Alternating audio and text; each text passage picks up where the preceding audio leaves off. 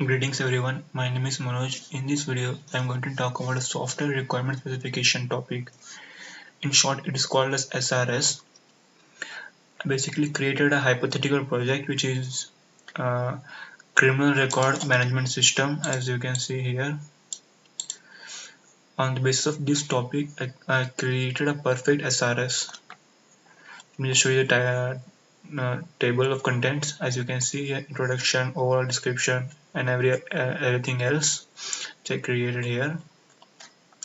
Let me give you an overview about what is my topic, criminal record management system. Basically, this is an app in which authorities, officers who can search the criminal records from anywhere in any device. It's all about this topic.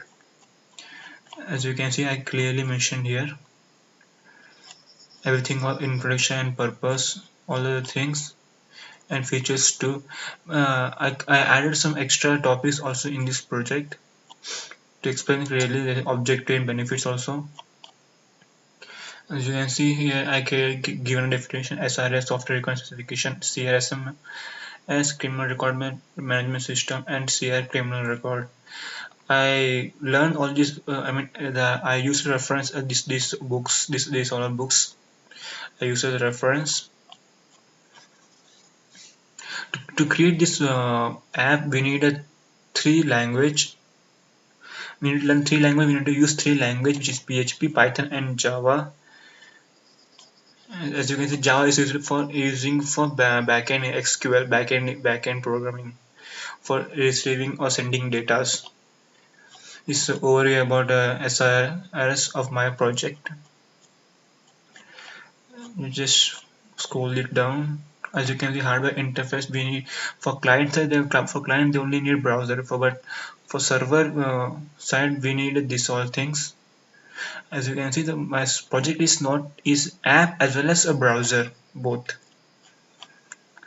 For now, I just consider as a browser.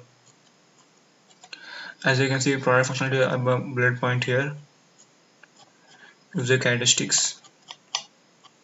It's the architecture program. As you can see, the authorities have to give their ID and password in the application or web browser.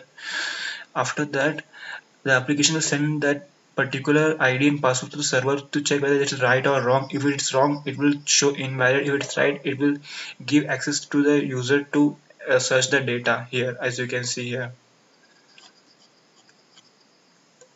this is another detailed information about other things. Just scroll down more a bit more. It's a use case diagram which explains things clearly. Let me scroll down. It's a class diagram and a sequence diagram, as you can see here.